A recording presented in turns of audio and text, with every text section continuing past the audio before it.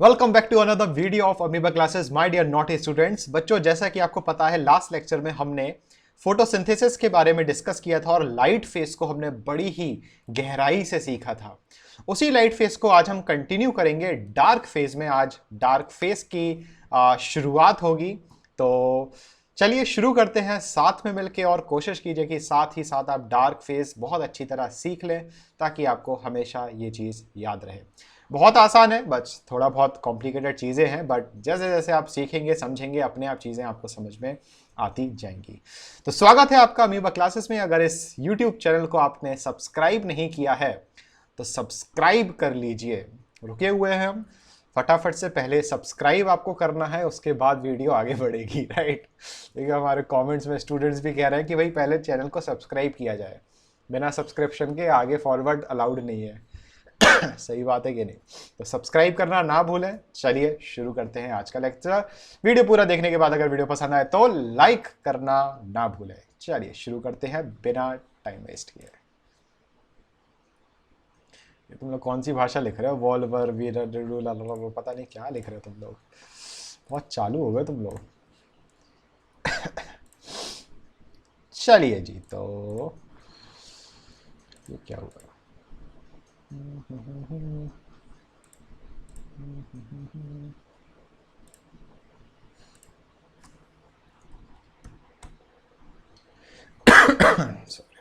हाँ जी, कल का क्विक रिवीजन कर लेते हैं। और आज हमारे पास जैसा कि सबको पता है टाइम कम है, तो उसी लिमिटेड टाइम में हमें डार्क फेज सीखना है। बच्चे फटाफट से क्विक रिवीजन कर रहे हैं ताकि आपको क्या मतलब आपको रिवाइज हो जाए। कल हमने पढ़ा था लाइट फेज। लाइट फेज में कई सारे प्रोसेस होते हैं। सबसे पहले क्लोरोफिल का क्या हुआ था? एक्टिवेशन। जब क्लोरोफिल ए एक्टिवेट होता है फोटॉन्स की वजह से, तो क्लोरोफिल ए एक्टिव होने के बाद क्या करता है? इलेक्ट्रॉन को रिलीज करता है। ये इलेक्ट्रॉन कहां चले जाते हैं? इलेक्ट्रॉन ट्रांसपोर्ट चेन में, जिसकी वजह से क्लोरोफिल ए के पास कमी हो जाती है इलेक्ट्रॉन्स की। तो इस इलेक्ट्रॉन्स की कमी को पूरा करने के लिए जो पानी होता है वो पानी लाइट के प्रेजेंस में ब्रेक डाउन करता है H+ ion, OH negative ion और इलेक्ट्रॉन। ये जो इलेक्ट्रॉन निकलेगा ये वापस पहुंच जाएगा क्लोरोफिल ए के पास, और ये क्लोरोफिल ए जो एक्टिव था वो वापस इनएक्टिव हो जाता है। अगर हम बात करते हैं OH की, तो OH कंबाइन कर करके अल्टीमेटली क्या बना देता है? ऑक्सीजन, और ये ऑक्सीजन गैस स्टोमेटा के बाहर निकल जाती है। अगला स्टेप आता है जिसमें H+ काम में आता है, और ये H+ काम में आता है NADP का रिडक्शन के। और NADP जब इस H+ के साथ कंबाइन करता है in the presence of electron, ये इलेक्ट्रॉन कहां से आया? ये इलेक्ट्रॉन आया इलेक्ट्रॉन ट्रांसपोर्ट चेन से। तो जब ये इलेक्ट्रॉन ट्रांसपोर्ट चेन से आता है तो NADP में कन्वर्ट हो जाता है। फुल फॉर्म इंपॉर्टेंट है, याद रखें, nicotinamide adenine dinucleotide phosphate. आप लोगों में से किसी ने हमसे ये नहीं पूछा कि सर NADP का फुल फॉर्म तो हमें पता है, NADPH का क्या फुल फॉर्म है? ये किसी ने नहीं पूछा, नहीं बताएंगे जब तक पूछोगे नहीं। इसके बाद फिर हमने लास्ट में देखा फोटोफॉस्फोराइलेशन, जिसमें जो एडिनोसिन डाइफॉस्फेट होता है, ये डाइफॉस्फेट एक इनऑर्गेनिक फॉस्फेट के साथ कंबाइन करता है in the presence of electron. Electron कहां से आया? ETC साइकिल से, और अल्टीमेटली बना देता है क्या? ATP, right. अब ATP बनने के बाद ओवरऑल हमें क्या पता चला कि जो लाइट फेज के प्रोडक्ट्स थे, ऑक्सीजन जो है वो स्टोमेटा के बाहर निकल गया, और ये जो NADPH और ATP है ये एंटर करेगा कहां? डार्क फेज में ये एंटर करेगा। चलो, तो काफी बच्चे पूछने लगे हैं कि सर NADPH का क्या फुल फॉर्म है? तो यहाँ पे फुल फॉर्म कुछ भी चेंज नहीं है, जो फुल फॉर्म है वही है, nicotinamide adenine dinucleotide phosphate. Bracket में हम लिखेंगे रिड्यूस्ड, बस यही फुल फॉर्म है। ब्रैकेट में क्या आ जाएगा? रिड्यूस्ड आ जाएगा, nicotinamide adenine dinucleotide phosphate reduced, ठीक है, या रिड्यूस्ड फॉर्म ऐसे आप लिख सकते हो। ये फुल फॉर्म है इसका, ठीक है। चलिए, क्यों? क्योंकि रिडक्शन हुआ था ना, हमने कल पढ़ा था कि रिडक्शन हुआ था, तो इस तरीके से कुछ होगा। जैसे सिलेबस रिड्यूस हुआ है, बिल्कुल सही बात है देवी, इसी तरीके से इसको भी हमने रिड्यूस कर दिया है। चलिए, तो आगे बढ़ते हैं और आज शुरू करते हैं हम डार्क फेज। अब आराम आराम से बोलेंगे, परेशान मत होना, अभी तो रिवीजन चल रहा था।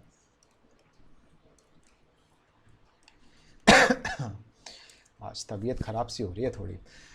हाँ हाँ, गर्मी में हालत खराब हो जाती है, क्या बताएं तुम लोग को। तुम लोग को तो तरस तक नहीं आता आसिफ सर के ऊपर, यहाँ हालत खराब हो जाती है गर्मी में पड़े पड़े।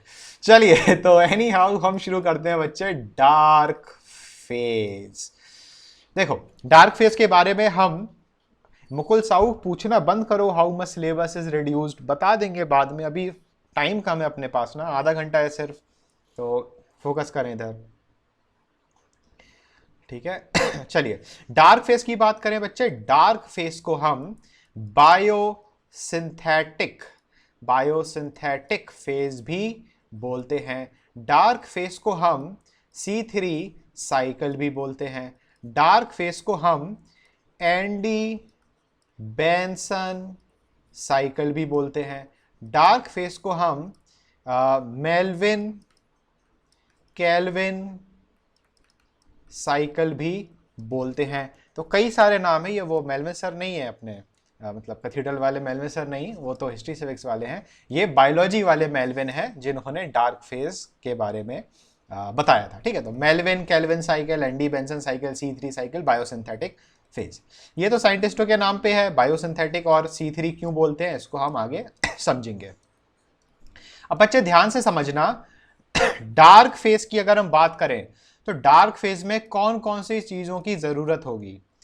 दो चीज तो वो है जो लाइट फेज से हमें मिली है, आप लोग आंसर बताएंगे कि लाइट फेज से हमें क्या क्या मिला है डार्क फेज के लिए, जल्दी से लिखकर बताएं, जल्दी स्पीड में। ATP मिला है, बिल्कुल सही जवाब, और हमें NADPH, ठीक है। ये दो प्रोडक्ट तो कहां से आए, लाइट फेज से आए। तीसरा जो रिएक्टेंट है जो जरूरत है, याद करो अभी तक हमने कार्बन डाइऑक्साइड को कहीं यूज नहीं किया है, इसने हाँ आप जो लिख रहे हो ऑक्सीजन, ऑक्सीजन तो स्टोमेटा से निकल गई, उसका कोई काम नहीं है, ठीक है। तो यहां पर अगला जो काम है वो किसका है, कार्बन डाइऑक्साइड का। कार्बन डाइऑक्साइड के साथ साथ यहां पे कुछ अमाउंट वाटर का भी यूज होगा, वाटर के साथ साथ कुछ अमाउंट RUBP का भी यूज होगा, और इसी के साथ साथ कुछ अमाउंट रूबिस्को का भी यूज होगा। मतलब कि आपके सामने 6 रिएक्टेंट्स हैं जो डार्क फेज में क्या होंगे, जरूरी है। ATP और NADPH कहां से आए बच्चे, लाइट फेज से। कार्बन डाइऑक्साइड कहां से आए, स्टोमेटा के थ्रू अंदर आई थी, ठीक है। पानी पेड़ों से मतलब जमीन में दिया था तो पानी भी आ गया। अब ये RUBP और रूबिस्को क्या है बेटा, RUBP का फुल फॉर्म होता है राइब्यूलोज, याद रखना इंपॉर्टेंट है, राइब्यूलोज बाइफॉस्फेट, राइब्यूलोज बाइफॉस्फेट, इसको हम डाइफॉस्फेट भी बोलते हैं, राइब्यूलोज डाइफॉस्फेट। तो इसका शॉर्ट फॉर्म क्या बन जाएगा, RUDP, राइब्यूलोज दीपिका पादुकोण। तो राइब्यूलोज डाइफॉस्फेट बोल दो या राइब्यूलोज बाइफॉस्फेट, PHA स्पेलिंग क्या हो गई, फॉस्फेट, अरे भूल क्यों गए, PHOSPHATE, हाँ वही हम कहें क्या गड़बड़ है, फॉस्फेट, ठीक है। इसके बाद रूबिस्को, रूबिस्को बच्चे ये एक एंजाइम होता है, क्या होता है, एंजाइम होता है। And this rubisco is the, कोई बताएगा रूबिस्को के खासियत, कोई सीनियर अगर यहाँ पे जुड़ा हुआ है तो कोई बताएगा कि रूबिस्को की ऐसी क्या खासियत है। Rubisco is the most abundant, बहुत बढ़िया Shreya Srivastava, rubisco is the most abundant enzyme present in the world, ये याद रखना है, जनरल नॉलेज का पॉइंट है। Rubisco is the enzyme which is most abundant in the world, world की बात कर रहे हैं, रेयर एंजाइम नहीं है बच्चे। रेयर क्यों है, पेड़ में होता है ना, ये लीव्स में होता है, तो क्या पेड़ क्या बहुत कम है क्या, नहीं है, तो it's not a rare enzyme. Rare enzyme होगा तो फोटोसिंथेसिस कहां से होगा, फिर जिंदा कैसे रहोगे तुम इंडिया वाले, दिवांश जो भी है ये ठीक है। रूबिस्को का भी फुल फॉर्म है, रूबिस्को का जो RU है उसका क्या मतलब है, राइब्यूलोस। BI का क्या मतलब है, यहां पे पूरा है राइब्यूलोस बिस या बाइफॉस्फेट, बिस भी यूज करते हैं, केमिस्ट्री में पढ़ोगे बिस, 11th में पढ़ोगे, बिस भी यूज करते हैं, बाई भी यूज करते हैं, तो बिस फॉस्फेट अब बचा कौन, C और O। तो यहां पे बच्चे C का मतलब है कार्बोक्सिलेज, क्या मतलब है, कार्बोक्सिलेज, और O का मतलब है ऑक्सीजनेज, ऑक्सीजनेज। तो ribulose bisphosphate carboxylase oxygenase is the full form of rubisco. तो बेटा इतनी सारी चीजें हैं जो किस में यूज होने वाली हैं, डार्क फेज में यूज होने वाली हैं। अगर हम आपसे लोकेशन पूछें, ध्यान से सुनो बच्चे, अगर हम आपसे लोकेशन पूछें कि डार्क फेज की लोकेशन क्या है, फटाफट से आंसर मिलना चाहिए भाई। Where does dark phase takes place, लिखो जल्दी। स्टोमा, स्टोमा की स्ट्रोमा, यहाँ तो किसी ने स्टोमा लिखा था ना, हाँ श्रेया कुशवाहा ने स्टोमा लिख दिया, ASTROMA, स्ट्रोमा, ठीक है ना।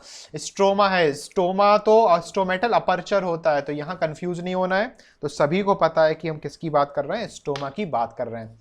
अब फटाफट से देखना कि होगा क्या। यहां पे वो अपना जो डायग्राम है, हाँ क्लोरोप्लास्ट वाला जो डायग्राम है, यहां पर क्लोरोप्लास्ट वाले डायग्राम पर आते हैं। हाँ जी, यहां ध्यान से देखिए, हमने बच्चे पढ़ा था, फिर मिटा देते हैं इसको, हमने बच्चे पढ़ा था कि भाई जो थाइलाकॉइड की मेम्ब्रेन होती है, इस थाइलाकॉइड की मेम्ब्रेन पर कौन सा फेज होता है, लाइट फेज होता है, ठीक है।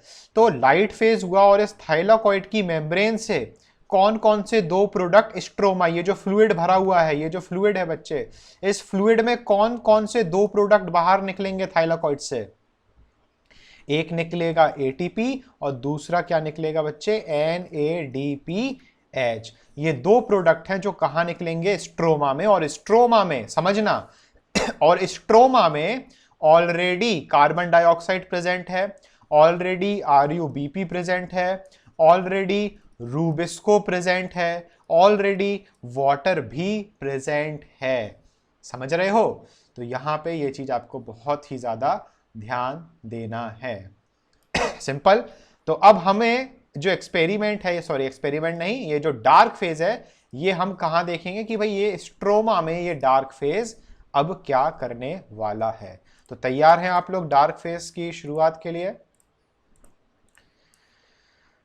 हाँ जी, 36 बच्चे हैं, 36 का आंकड़ा चल रहा है इधर, तो सभी से यस सर आना चाहिए भाई कमेंट में, ताकि पता चले कि तुम लोग तैयार हो। गाना नहीं है तैयार हम, तो देखते हैं भाई तुम लोग तैयार हो कि नहीं हो। तो चलिए शुरू फिर से करते हैं, ठीक है, कितनी बार बोलने देते हैं ये।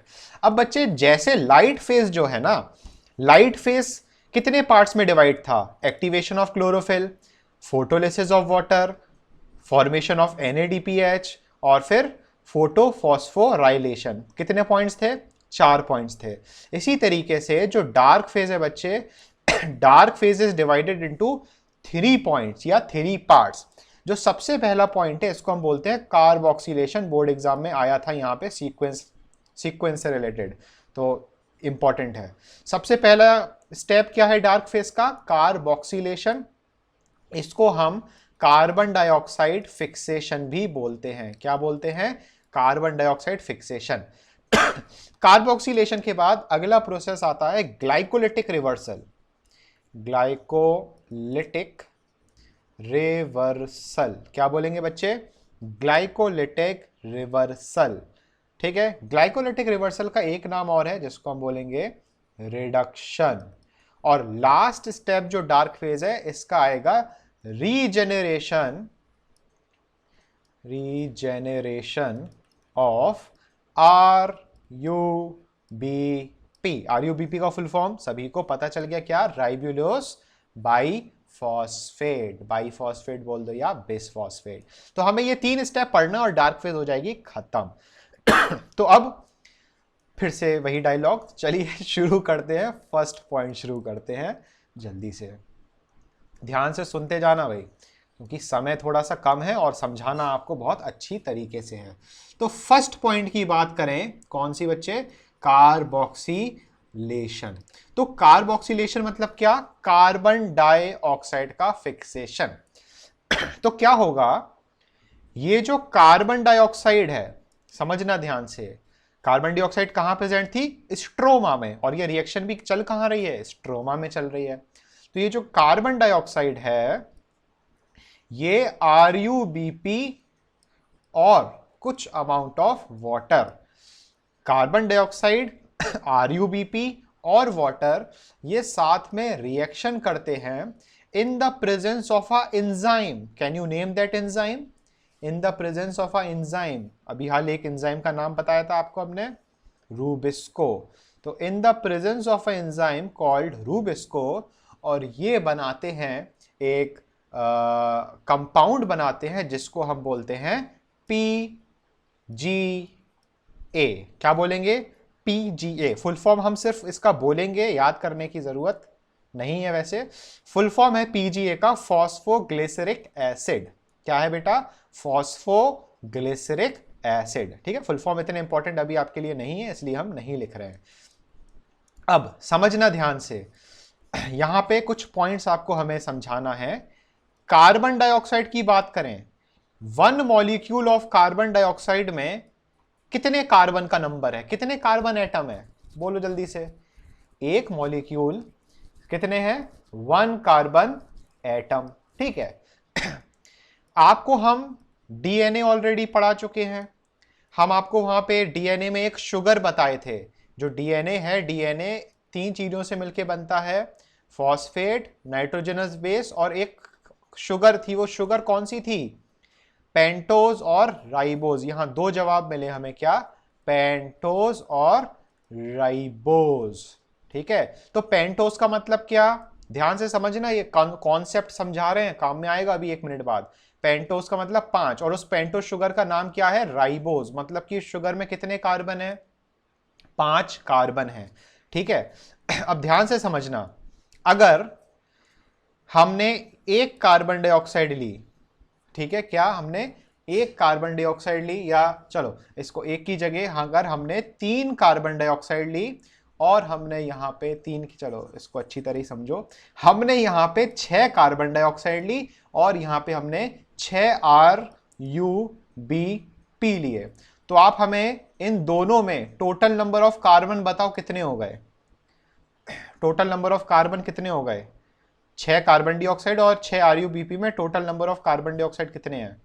जहीन का सबसे पहले सही आंसर आया, फिर स्नेहा ने भी सही दिया, 12 कार्बन हो गए। क्यों? 6 कार्बन इसके, और यहां पे देखो कितने मॉलिक्यूल हैं। अगर RuBp की बात करें तो यहां पर कितने मॉलिक्यूल हैं इसके? 6। ठीक है ना, यहाँ पे थोड़ा सा और अगर चाहो तो और अच्छी तरह एक्सप्लेनेशन हम कर सकते हैं इसको, और अच्छी तरह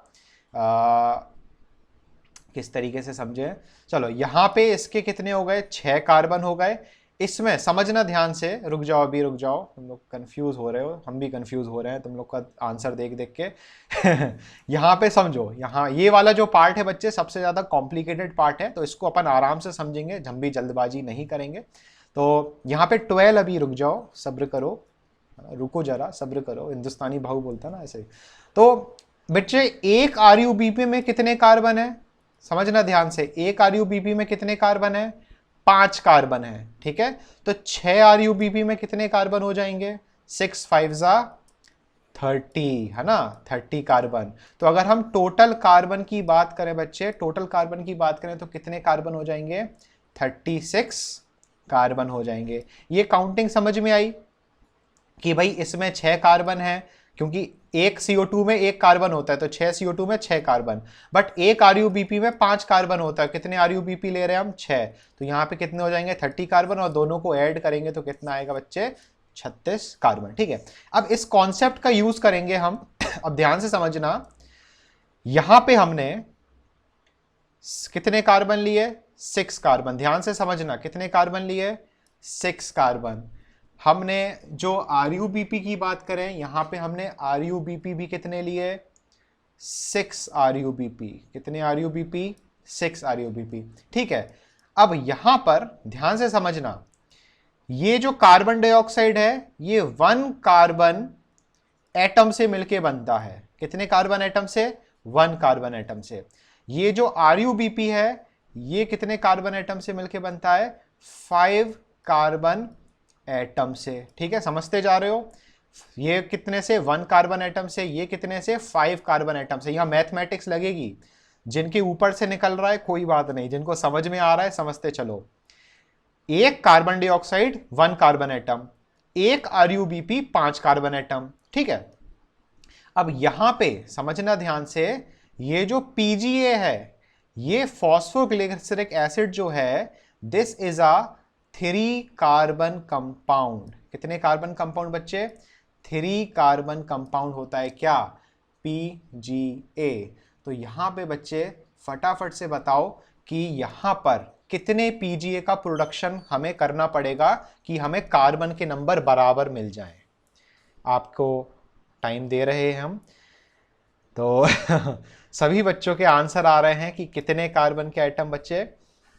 12 है ना। 12 यहां पर हम लिखेंगे, रेड कलर से लिख देते हैं 12, क्योंकि जब हम 12 को 3 से मल्टीप्लाई करेंगे तो हमें कितना मिल जाएगा? 36। तो रिएक्टेंट में भी कितने अभी हमने काउंट किए थे? 36 कार्बन। प्रोडक्ट में भी कितने कार्बन बन गए? 36 कार्बन। ठीक है, बस यही समझाना था आपको, जो कि बहुत अच्छी बात है। काफी बच्चों के एकदम सही जवाब आए कि कितने कार्बन बने, मतलब कितने मॉलिक्यूल्स पीजीए के बने बच्चे? 12 मॉलिक्यूल्स। इसको और साफ सुथरा लिख देते हैं, कितने बन गए? 12 मॉलिक्यूल्स। अब ये जो 12 मॉलिक्यूल्स फॉस्फोग्लिसरिक एसिड के हैं, इसमें एक फॉस्फोग्लिसरिक एसिड में बच्चे कितने कार्बन होते हैं? 1 फॉस्फोग्लिसरिक एसिड है, how many carbon? 3 carbon. And this PGA, ध्यान से समझना, this PGA is the first stable product of dark phase. पूरे डार्क फेज का सबसे पहला स्टेबल प्रोडक्ट जो बनता है वो कितने कार्बन का होता है?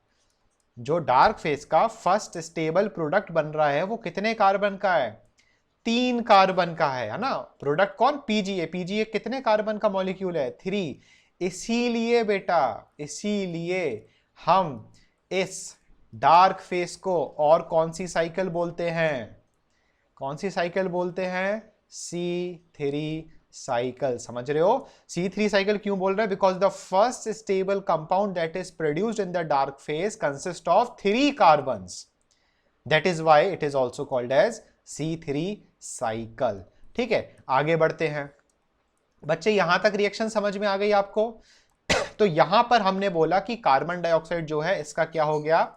फिक्सेशन हो चुका है। अगला स्टेप क्या है? Glycolytic reversal. स्पेलिंग पे मत जाना, जल्दी जल्दी लिख रहे हैं। ग्लाइकोलिटिक रिवर्सल, या हमने और क्या बोला? रिडक्शन। अब ये भी बहुत ही आसान है। अब ध्यान से देखो, हमने फर्स्ट स्टेप में कितने पीजीए बनाए थे? 12 पीजीए बनाए थे। ठीक है, तो ये हमने लिख दिया क्या? थोड़ा सा नीचे लिख देते हैं। ये हमने लिख दिया क्या? 12 पीजीए। ठीक है, यही बना था अभी फर्स्ट स्टेप में। अब ये जो बच्चे 12 पीजीए हैं, ये 12 पीजीए जो है ये कन्वर्ट होते हैं 12 पीजीएएल। पागल जो तुम लोग हो, तो 12 पीजीएएल मतलब कि 12 phosphoglyceraldehyde. 12 phosphoglyceric acid is converted into 12 phosphoglyceraldehyde. अब ये हवा में तो कन्वर्ट हो नहीं जाएंगे, कुछ ना कुछ तो जरूरत पड़ेगी ना कन्वर्जन के लिए। तो बच्चे होता क्या है, जो एटीपी थी, ध्यान से समझना, जो एटीपी थी, ये एटीपी कहां से आई? बताओ जल्दी से, ये एटीपी कहां से आई? देखते हैं कौन कमेंट में सबसे पहले। लाइट फेस से आई, शाबाश। तो बच्चे एक एटीपी तो बनेगी नहीं, बहुत सारी एटीपी बनती हैं। हमने एक एटीपी के साथ सीखा है, बट बहुत सारी एटीपी बनती हैं। तो यहां पे बच्चे 12 एटीपी कन्वर्ट हो जाती हैं 12 एडीपी प्लस 12 इनऑर्गेनिक फॉस्फेट में कन्वर्ट हो जाती हैं, तब जाके 12 पीजीएल बनता है। साथ ही साथ लाइट फेस से और क्या मिला था हमें? 2 प्रोडक्ट्स मिले थे हमें लाइट फेस से, और हमें क्या मिला था?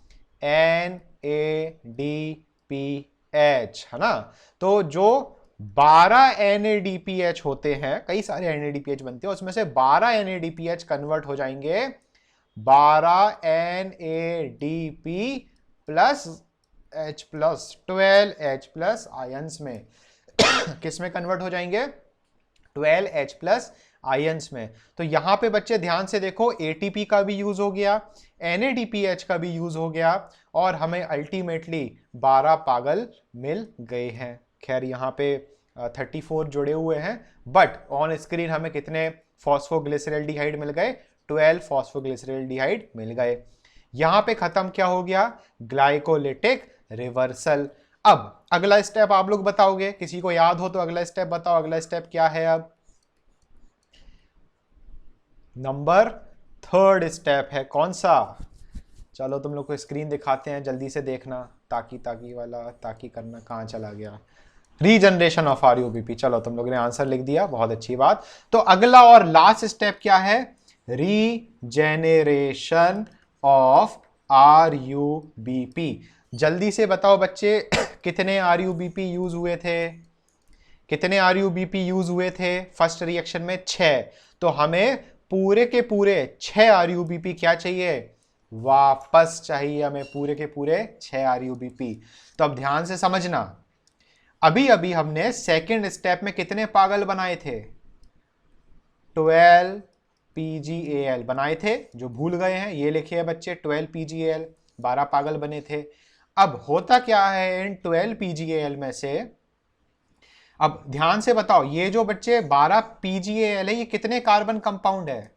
ये भी 3 कार्बन कंपाउंड है। कितने कार्बन कंपाउंड? 3 carbon compound. क्योंकि PGA भी कितने कार्बन कंपाउंड है? 3 कार्बन कंपाउंड। और क्योंकि नंबर ऑफ मॉलिक्यूल सेम बन रहे हैं, तो ये 12 PGAL भी 3 कार्बन कंपाउंड है।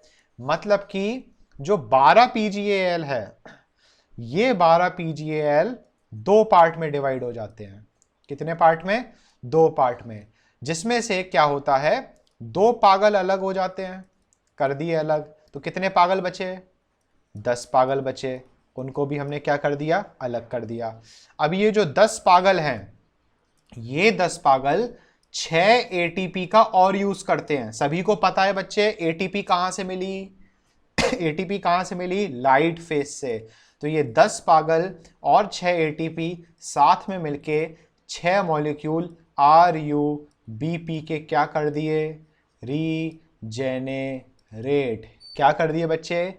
रीजेनेरेट कर दिए 6 RUBP के मॉलिक्यूल। 16 क्यों लिख रहे हो तुम लोग? 6 मॉलिक्यूल्स क्या कर दिए RUBP के? रीजनरेट। और हमें कितने चाहिए थे बच्चे? 6 मॉलिक्यूल ही तो चाहिए थे। देखो ध्यान से, कितने हमने यूज किए थे? 6 RUBP हमने यूज किया था। तो हमें वापस भी कितने RUBP मिले? हमें 6 RUBP मिल गए। अब बचे कितने पागल? कितने पागल बचे? अब 2 पागल बचे। अब ध्यान से समझना, बहुत ही मजा आने वाला है। ये कितने कार्बन कंपाउंड है? PGAL कितने कार्बन कंपाउंड है? 3 कार्बन कंपाउंड है। ठीक है, 3 carbon compound. PGAL is 3 carbon compound. Total 2 PGAL में total number of carbon atoms कितने हैं?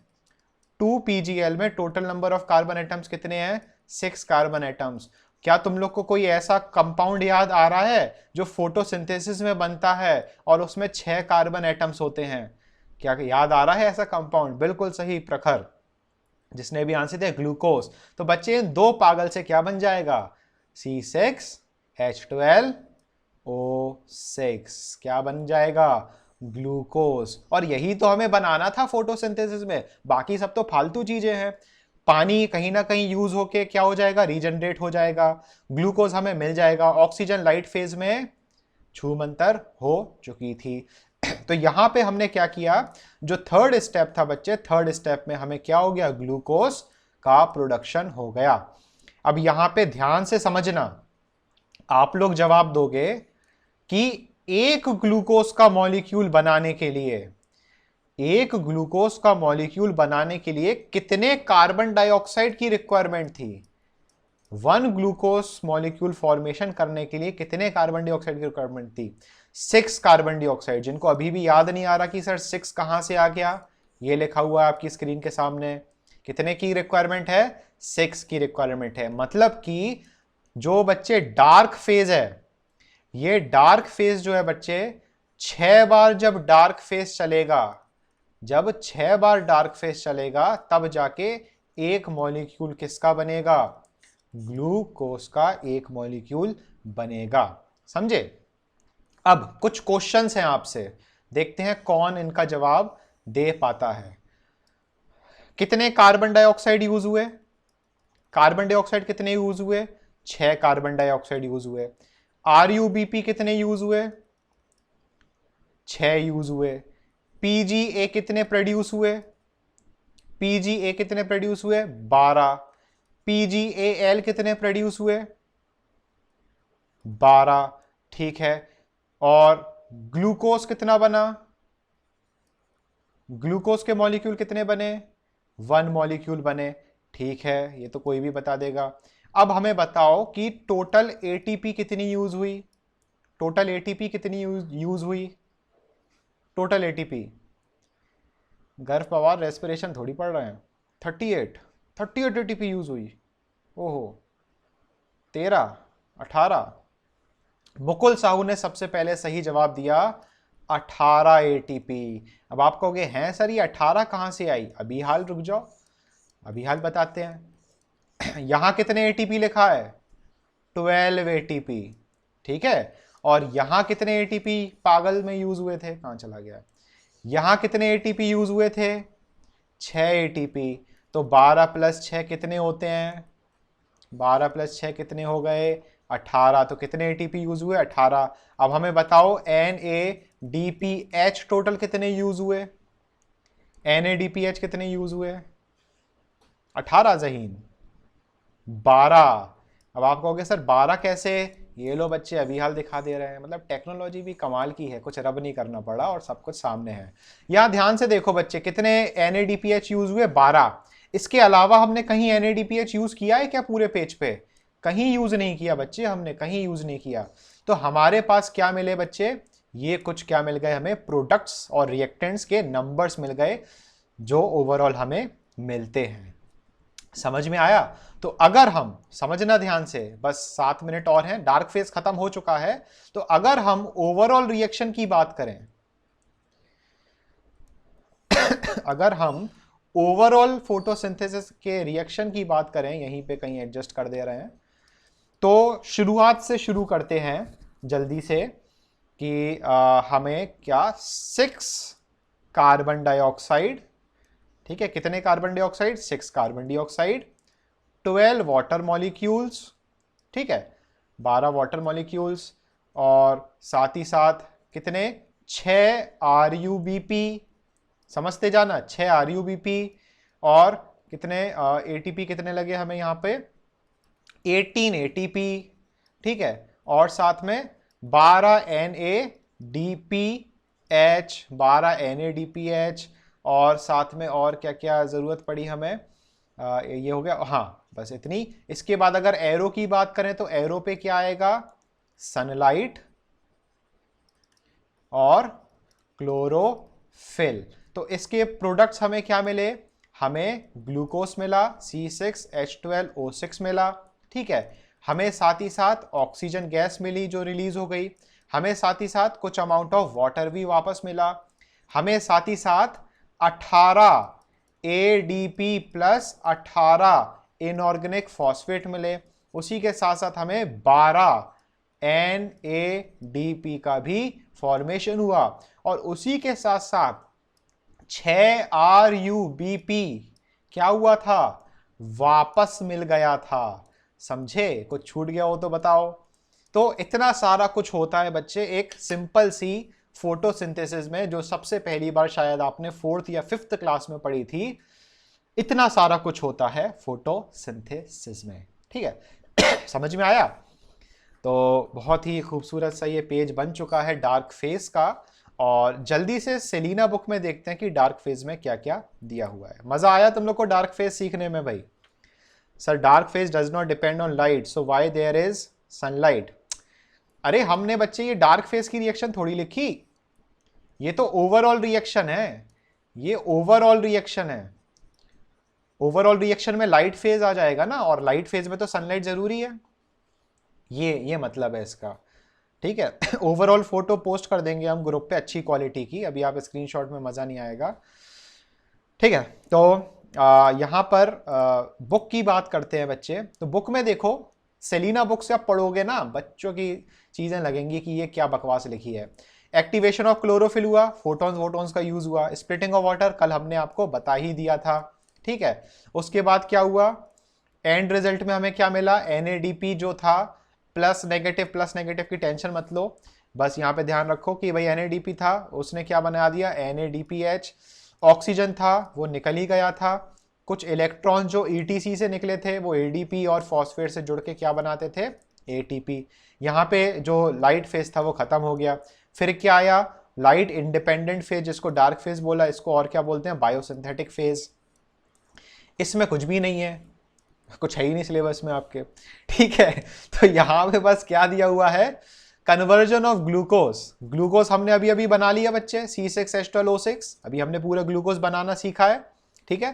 तो ग्लूकोज हमने बनाना सीखा है, तो ग्लूकोज कन्वर्ट किस में होता है, स्टार्च में। और आपको पता ही है कि stored food in the plants क्या होता है, स्टार्च होता है। तो most green plants convert glucose into starch during photosynthesis. But अगर हम आपसे पूछें कि ग्लूकोज ट्रांसपोर्ट किस फॉर्म में होता है, जो ग्लूकोज है सुक्रोज के फॉर्म में, बहुत बढ़िया अमित एंड श्रिया, सुक्रोज के फॉर्म में होता है। तो अभी नीचे देखो सेकंड लास्ट लाइन में हमें मिल गया sucrose. Several glucose molecules are transform to produce one molecule of starch. बच्चे सिंपल सा है, जैसे ये ग्लूकोज है, ठीक है, फिर एक और ग्लूकोज, एक और ग्लूकोज, एक और ग्लूकोज, एक और ग्लूकोज, एक और ग्लूकोज, ऐसे खूब सारे ग्लूकोज जो हैं वो एक के बाद क्या होते जाते हैं, जुड़ते जाते हैं। तो ये एक लंबी सी चेन बना लेते हैं। इस प्रोसेस को हम क्या बोलते हैं, पॉलीमराइजेशन। इस प्रोसेस को क्या बोलेंगे हम, पॉलीमराइजेशन। तो ये हो गया हमारे पास polymerisation. Some plants change glucose to sucrose. क्यों सुक्रोज में चेंज होते हैं, ट्रांसपोर्टेशन के लिए। कुछ प्लांट्स हैं जो ऑयल्स बना लेते हैं, ब्ला ब्ला ब्ला ब्ला। और ये कहानी वहानी पढ़ लेना कि जरूरी नहीं है लाइट फेज डार्क फेज को अंधेरे में चलना है, डार्क फेज को लाइट फेज की जरूरत होती है, ना कि लाइट की जरूरत होती है। और यहाँ पे जो आपका लाइट फेज और डार्क फेज है वो होता है समाप्त। स्क्रीनशॉट आपको हम भेज देंगे बाद में पूरे डार्क फेज का। तो आज के लिए इतना काफी है। मजा आया तुम लोग को डार्क फेज में कि नहीं, पहले तो ये बताओ। मजा आना चाहिए भाई डार्क फेज में ठीक है ना। तो बहुत ही सिंपल सा था, तो जितना सेलिना में दिया हुआ है उतना पढ़ के जाओ, बहुत है। बाकी डार्क फेज अच्छा टॉपिक था, तो समझाने में एक अलग ही लेवल का मजा आता है, ठीक है। यूट्यूब के लिए खत्म कर देते हैं। तो बच्चों अगर आपने डार्क फेज सीखा और आपको मजा आया हो डार्क फेज और लाइट फेज दोनों ही समझने में, तो प्लीज अमीबा क्लासेस को सब्सक्राइब करके जरूर जरूर जाएं, वीडियो को लाइक जरूर करें, और मिलते रहेंगे हम अगली वीडियो में अमीबा क्लासेस में। तब तक के लिए टाटा बाय बाय।